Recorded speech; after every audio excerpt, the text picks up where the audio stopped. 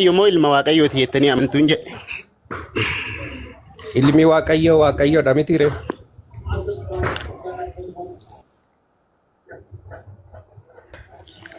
Ilminii fi jechuu fi waaqayyo jechuu isin biratti tokko. Sagaleen isaan kukkutaa wannaati. Yesuus Kiristoos waaqayyooti jedhe gaafii kooti. Neetwoorkii gingilchaa akka hojjetuuf ni gingilcha hafuurratti hafuufa warri dandeessan.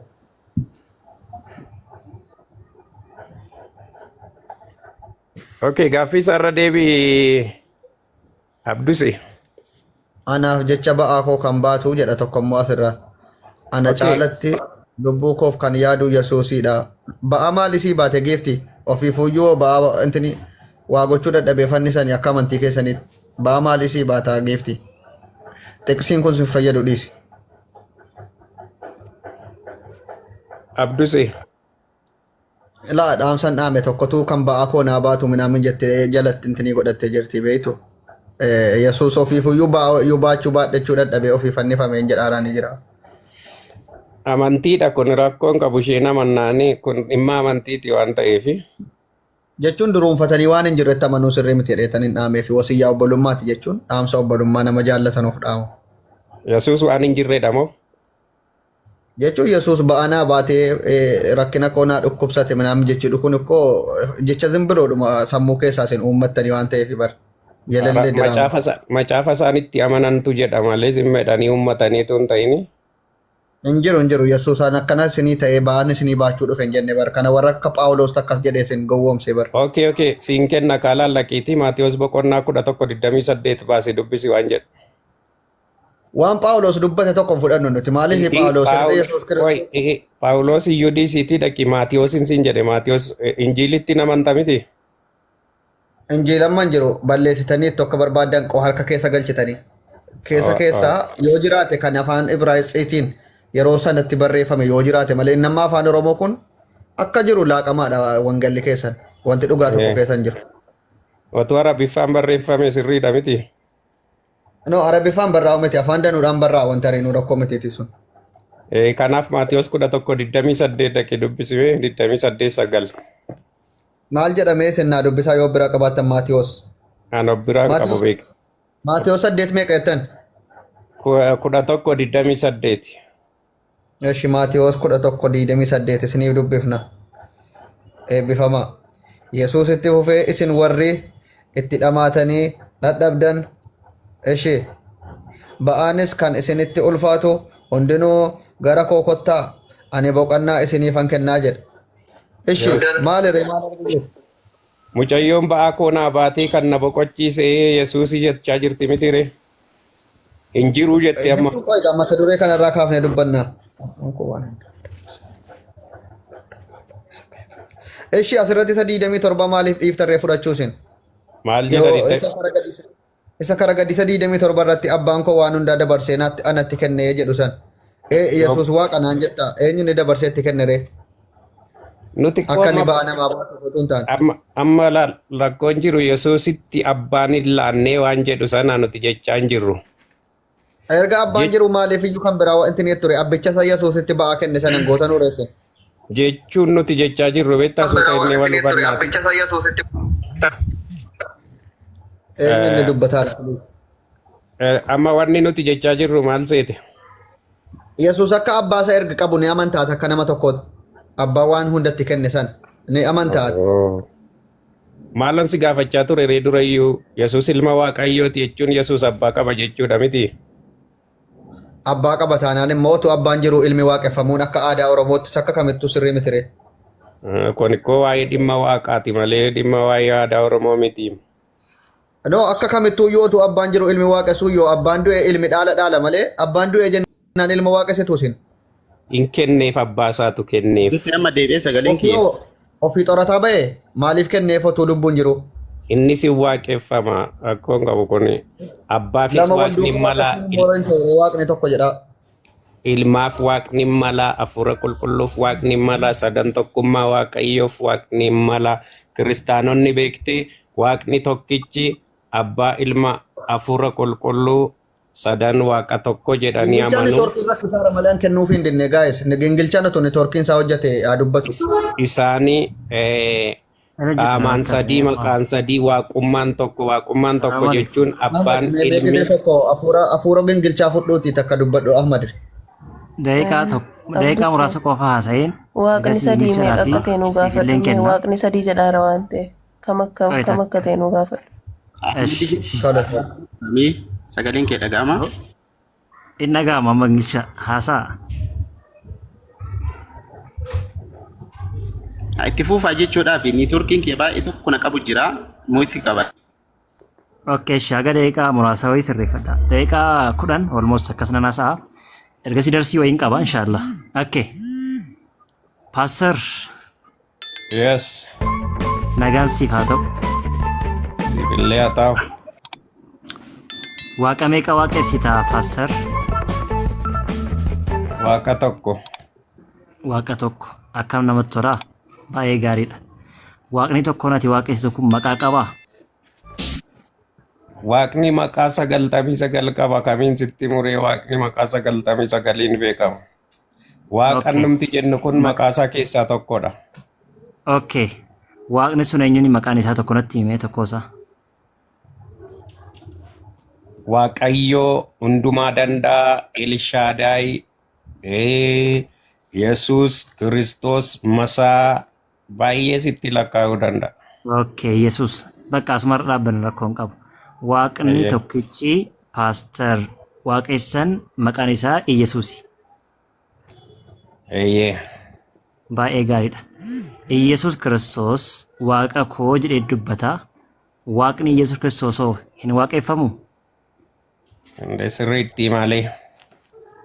Okay, Iyesuusin illeen waaqa Iyesuus illee waaqessuu Pastor.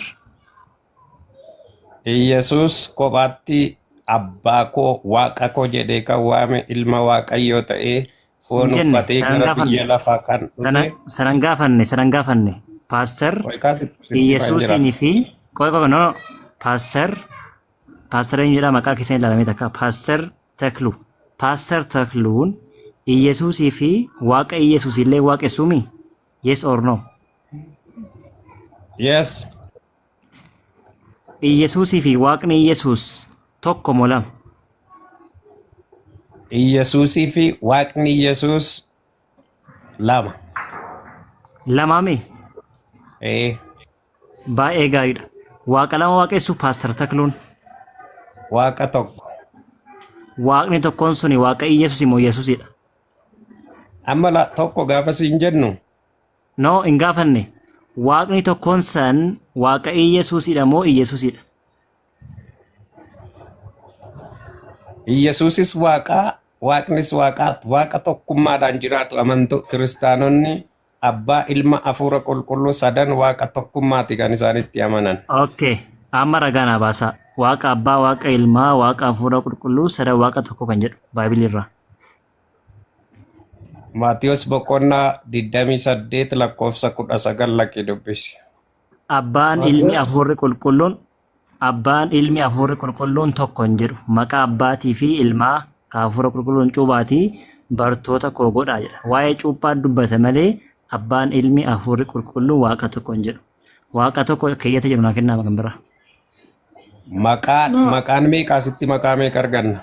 Maqaa Yeroo sadii. tokko qofan dubbadha maalu please. Mimmi qoy. Maqaa sadii. Maqaa sadii miti. Eeyyee. Maqaa sadii Wanti maalidha qoy yeroo tokko. Maqaan kana fuula qulqulluu sadan waaqayyoo tokko jechuun tokko bakka. Qoy mimmi. Maqaa sadii ayyeeshee. Kanaaf maal jechuu barbaadda itti fufi mimmi gidduu galee nu jeeqaa jira. Akka aadaa warra musliimaatti dubartiin dhiira jalaan dubbattu miti. Akka aadaa musliimaatti osoo hin taane akka barsiisa kiristiyaanaatti dubartiin bakka dhiirri jirutti naasoftu. Lakki akka amantaa musliimaatti dubartiin dhiira jalaan dubbattu. Wanta akkasii hin jiru ragaa baasuu dandeessaa? Kan kiristiyaanaa siifan baasaa dubartiin kiristiyaanaa bakka dhiirri jirus akkasumas bakka namni baay'een wal gahee jirutti haasa'uu hin dandeessu afaan ishee qabattee haa dhaggeeffattu tasgabbooftee jedha. Kan musliimaa bakka dhiiraatti hin dubbattu kan jiru ragaa baaftaa? Wala mana biran jiru malee siifan baasa sama kiristaana moo ragaan qabdu kan musliimaa umrii kee dura guutuu mirga dubartootaa eega. haga Kiristoos deebi'ee dhufutti baasuu hin dandeessu. Haga Yesuus dhufee dhufutti baasuu hin dandeessu. Amma gaafii si gaafannaa deebisi. Abbaan ilmi hafuurri qulqulluun sadan waaqa tokko kan jedhu wangeela irra jiraa? Macaafarra laa beektee macaafarra sii baasee amma maqaa sadii dubbe argattee miti amma. Maqaan sadii sadan tokko kan jedhu jiraan jedhee bargaafiin koo afaan Oromoon haasaa irraa sadanuu tokko kan jedhu. Maqaan sadan sun tokko waaqummaadhaan tokko waliin caalu. Tokko Qaama kan mataa jedhu isaa wangeela irra jira moo paastartu natti himaa jiraan jedhe tokko kan jedhu sadanuu tokko kan jedhe paastariidha moo wangeeladha? Wangeeladha malee aboo. Natti agarsiise hayyee wangeela bakka jedhe sadanuu tokko bakka jedhe san natti agarsiise. Dubbistee mitiiree amma. Natti agarsiise Abdus Sa'e sillachuu of guddisaas lachuu guddisa qoy sillachuu guddisa. Okay, isin guddisuu paastar yoo ragaa nuuf fiduu dandeessan. Eewa kuno ammaaf Jechuun anamma kanaafannaa dubbisiisiin jedhee macaafa biraa. dubbisii fi Abdus Sa'e dubbisi bakka. Dubbisi Jedhu reeddeen amma xiqsiin isin nuu kennitan amma waa'ee waaqummaatu hin taane waa'ee maqaati. Maqaafi yookiin waa'ee cubbaati. Maqaani Waa'ee waaqummaa gaafataa jirra nuti sadan jaraa waaqa tokko kan jedhu jira achi reeddeessan. cuuphaan maqaa sadan kanaatiin raawwataa jechuudha. Kun immoo walqixxee waan ta'eef. No jechuun waaqummaa gaafate Ahmad. Waa'ee waaqummaa isin gaafate inni dhiifama waliin. Waaqummaa sadanuu Waaqummaa isa paastar afaan Waa'ee. Oromoo dhageessamu baay'inaani afaanii Amaariffaatu isin egaa sirriitti dhiifama naa godhaati. afaan sadii yoo haasofte sirriitti naa galaasaa waliin beeku. Okay, erga akkas ta'e ani afaan Oromoo isin dubbachaa jira. Ani waa'ee maqaa natti himaa jechaa hin jiru. Please, ilaa nama 400 homaa jira. Ani waa'ee maqaa natti himaa jechaa hin jiru. Gaafiin kan koo abbaan ilmi hafuurri qulqulluun sadanuu waaqa tokko kan jedhu liitiraalii waaqa tokko kan jedhu wangeela irra jira. Waa'een sadan tokkummaa waaqayyoo kun beektee bara Eessarra isinii baafnu hayyee sadan waaqa tokko kan jedhu eessarra baafnu. bara dhibba Sanan jenne paastar. bara dhibba Paastar sadiif sanan digdamii jenne. shanii qoy Paastar sanan jenne no sanan jenne. qoy maali ati Sadanuu- anoo si No. dhaggeeffadhaati nan dhaggeeffattu laal rakkoon keessan No, kanaaf dhiisaa nama kaawwan biraa miti isin dhaggeeffadhu. wangeela qofa baasaa wangeela qofa sadanuu waaqa tokko Qoy kan jedhu qaasittan qofa hima baasa. qoy dhaggeeffadhu gaa eessaa jalqabee waan jedhu sanan sitti hima. Eessaa jalqabee miti histirii miti no paastar hin dhaggeeffadhu. Histirii osoo hin taane ragaa qofa ifaan ifatti kuno bakka. Dhaggeeffattu yoo ta'e immoo gaan akkatti si wajjin haasa'uu hin qabu kan nama hin dhaggeeffanne wajjin akkamittan haasa'a. Hayyee ragaa yoo baafnee wajjin haasa'uu hin danda'u. Dooktar Abduus itti fufaa andarsii korran deema bakka itti fufaa. Paastar Pilis barsiisaa kana nu jalaan kaffaasisnaa ragaa baasaa yoo dandeessan. Paastar ragaa malee dubbachuun immoo hafeera jaarraa 21ffaa kana keessa. Itti maan jiraama eessaa calqabee waa'een sadan tokkummaa jechuun histirii seenaa otoo hin taane waan dhugaa macaafarra jiru qofitti dhiyeessine yoo dubbanne wayya seenaa akkanaa sun bu'aa nuu hin qabu. Ragaa macaafarra jiru qofa. amma innis maa inni seete seenaan kun eessaa calqabee isatti ka'e waan jedhu waan beekuuf sanaaf deema Macaafarra malee jira seenaan sun macaafni sun ragaan sun macaafarra jira. amma dhufee jaarraa arfaffaa Macaafarra ga'utti gaaffiin kun hin jira turre. gaafa qulqulluurra ni jira moo seenaa mataa keessan irraa isin dhageessanii nutti maattan. Jaarraa arfaffaa irratti Yesuus waaqa mitii barumsi jedhu ka'e akkuma ammaa kana. Ishiin namni yaaduma mataa isaa lakkii ta'uu danda'a jedhee uummate. Lakkii ta'uu danda'a miti.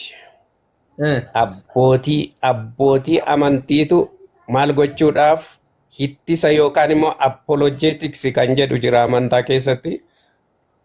Ka'anii Yesuus Kiristoos waaqa mitii jedhanii gaafa isaan barsiisanii macaafa qulqulluu kana gaafa qoratan qaama kana sadan macaafa qulqulluudhaan macaafni qulqulluun akka deeggaru. Yesuus Kiristoos waaqa akka ta'e hafuurri qulqulluun waaqa akka ta'e. Lakka jaarraa arfaffaa keessa qoratame argatameeyyuu walii namni walii galuu dideennaan gareen tokko immoo akka inni waaqa ta'e qoratee irra ga'e. Barumsa dogoggoraatu dhufe qoy kaa dhaggeeffadhu. Ilaa dhumarratti yeroon fixu dhumarratti gaaffii barbaadde na gaafachuu dandeessa. Garuu amma naasa'utti na dhaggeeffadhu. Amma jaarraa arfaffaatti waaqummaan Yesuus Kiristoos gaaffiin hin kaane ture. Tole. Isa booda walgayii Nisiyaa kan jedhamu yookaan immoo Niiqiyaa kan jedhamu irratti walgaan namni Yesuus waaqa miti jedhee ganuutu ka'ee jechuudha. Dhuguma Yesuus waaqummaan qabu gaafa jedhan macaafni qulqulluun waaqummaa Yesuus Kiristoos hin addeessa. Sababii macaafni macaafa kan addeessaayyee nu asirraan arganne macaafa samma jiru irraan dhabne moo macaafa biraat ture. Wangeela Yohaannis boqonnaa tokko immoo dubbisi kaammoo ishii gara macaafaattan si deebisa. Dubbisnee irra barmaa guyyaa guutuu dubbisaa oolla kunoo ofirraa qabna macaafa isaa qabna bilbila irraa qabna garuu achirratti waa tokko waa'ee waaqummaa Yesuus barbaannee dhabne bar. Okay, ishii amma siifan ibsaa lakkoo ibsaati amma dubbisi Yohaannis boqonnaa tokko. Jalqaba sagaleen waa hunduma dura ture jedha Amaariffaan garuu sagaleen jalqaba ture jedha malee waa hunda duran jedhu isaa Amaariffaa irratti. Ishii Amaariffaarraas dubbisi rakkoon qabu Ingiliffaarraa iyyuu dubbisi barbaannaan. መጀመሪያ ቃል ነበር ቃልም እግዚአብሔር ዘንድ መጀመሪያ የሚገልጸው ምንድን ነው? መጀመሪያ ማለት ነው። መጀመሪያ ቃል እሺ አንቆይካ ጀቸቲኖ ገባብዱ ዳዩ ዴርቱ ምቲ እላ መጀመሪያ ቃል ነበር ቃልም እግዚአብሔር ዘንድ ነበር ቃልም በራሱ እግዚአብሔር ነበር ጀ አተመጀቸ ከነ ሱማፉሲ ገሌ ፍደቴ ጀቹማ ዮሐንስ ቶኮረት ሰገሌን ዋቃ ቢረ ቱሬ ሰገሌን ጀልቀበ ቱሬ ሰገሌን ሱ ዋቃ ቢረ ቱሬ ዋቃ ሰከን ቢረ ቱሬ ዮን ሲንጅ ዳቹ መተከመ ነመ ቶኮቲ ዮ ኖርማል ሲጋፈን waaqa isa kan bira ture sagaleen sun. Okay, fixati sittan hima.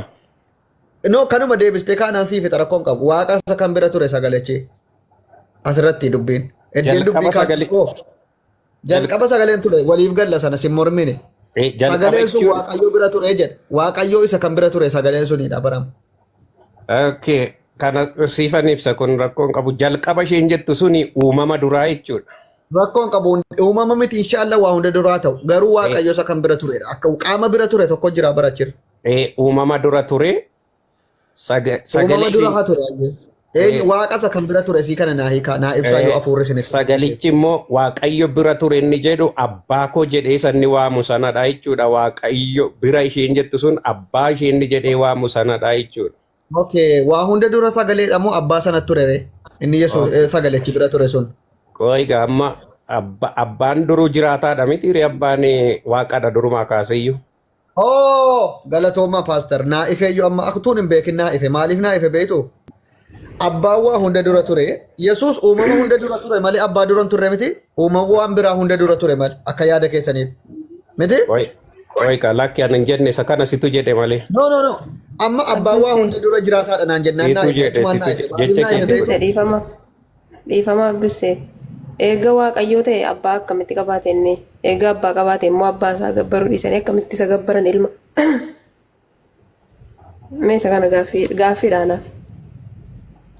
Yaa nuuf adeebisooti galatoomi sadachitti paastar nuu ibsaa mi'aana naa ifee ka'e xiqqoo wayii naa ifee ture alasiin akkas jettan abbaan hunduma dura jiraata waan naan jettaniif naa ifee achitti. Abbaan jira mitire. Jira abbaan haa jiraatu bara baraan.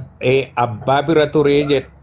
Abbaa bira ture sagalichi yookaan immoo jecha jedha jecha isa jedhu kana baay'ee fudhattu suni yookaan immoo dubbii inni jedhu kuni. Qaal jechuun Amaariffaan gaafa jedhamu qaal jechuun jecha malee hafuuraama. Jecha miti. Jechi an dubbadhu kun jechi an jecha dubbii ammaan hafisintuu waliin dubbataara miti jecha miti wanti nu dubbataa jirru kun. Sagalee amma sagalee kenna bira dhufaara. Sagalee rakkoon qabu jechi an jedhu yookiin waan tokko wahii fakkeenyaaf paastar ka'itii dhagaa ta'e yoon siin jedhu yooti dhagaa taate jecha afaan koo keessaa bahe kun utaalee dhaqee dhagaa ta'e moo jechan ajaje sanatu akkati dhagaa taatu si godhe fakkeenyaaf jecha afaan koo keessaa bahu dhaqee dhagaa ta'e moo akkati dhagaa taatu ajajeennaan dhagaa taateedha. Ani dhagaan ta'u bu'aati dhagaa ta'e malee.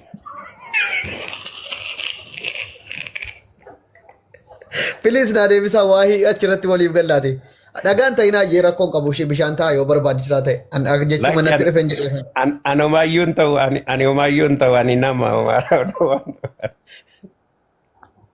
saanduuchi gooteen. Ali mootii irraa kaafadhu. Ali na gargaarime. Saanduuchi gooteen arrabsita miti hante. No dhagaatti yoon isin jijjiiree jechuun kiyya fakkeenya malee akkasin dhagaa taatan hin fedhu ilma Oromooti bar ilmi Oromoo akka dhagaa ta'u hin fedhu. Kanaaf amma qoy gara wanni keenyaatti deebinaa gaani sagalichi suni calqaba waan hundumaa dura ture sagalichi Waaqayyo bira ture jedhamiti. Sagalichi immoo ofiisaa maalidha jedha. Pastor,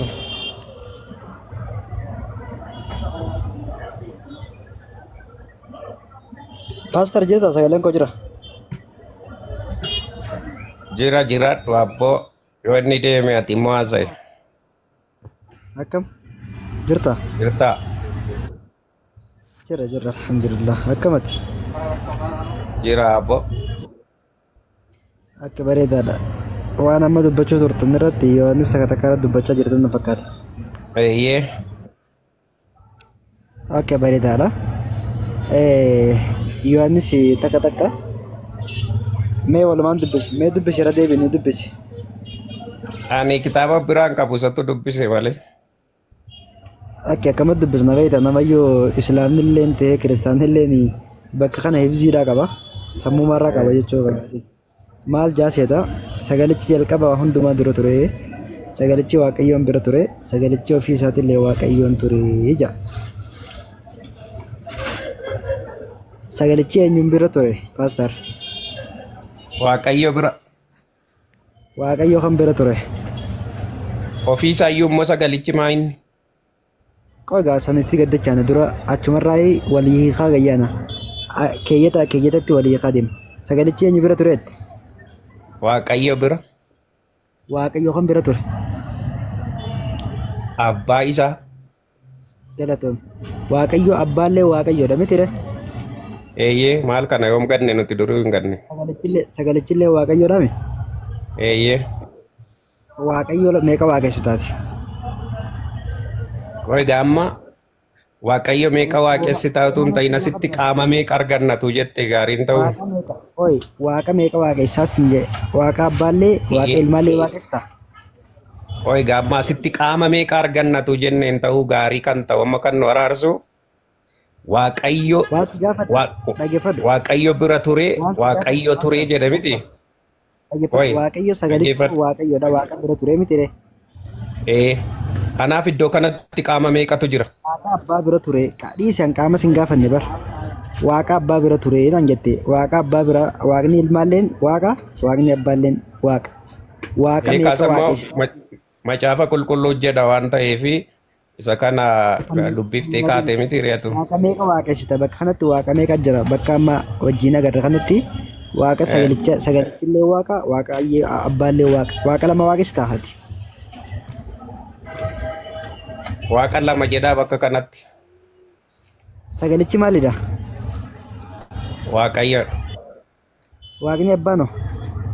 Waaqayyo. Waaqa lamaa mitire? Lama jedhee jiraare asitti. Walitti meeqa? Situ walitti hidhee malee lama kan jedhu hin jiru achi.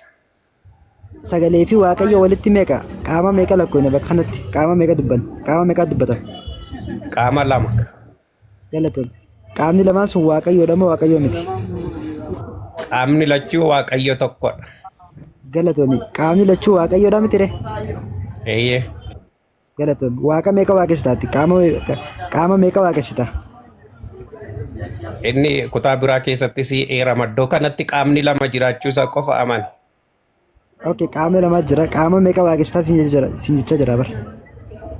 Inni baay'eedha inni ganaadha biraan geenyaati.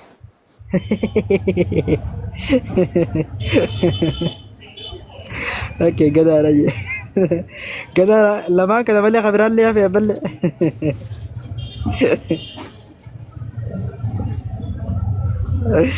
Ayya waan addaa dhageenya ayyee bareedaadha.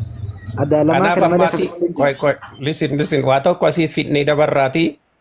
Sagalichi inni gara Maariyaamii keessa seenee dhalate Waaqayyo akka ta'e iddoo kanatti amanteetta mitire.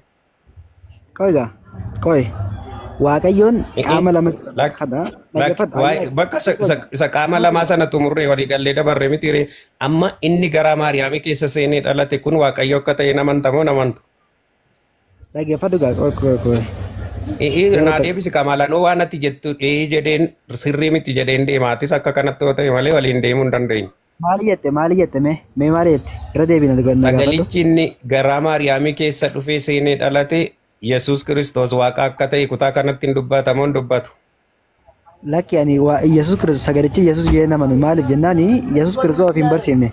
Eessarraa akka fuudhamee barreeffame wanni kun hin beekamu. Tole eenyurraa akka fuudhee barreesse Yohaannis akka eenyu akka barreesse Maatiyos Yohaannis eenyurraa dhagee akka barreesse hafuura qulqulluudhaan gaggeeffamee barreesse kaja'u kuni ganaa waamee nu barbaachisa jechuudha. Maaliif jennaani gaafa gartee Yesuus Kiristoos biyya lafaarra turetti ani sagaleen ture ani gartee sagaleen ture waaqayyo bira sagaleen ture jee takka dubbateen beeku. Yohaannis eessarraa fuudhee akka barreesse.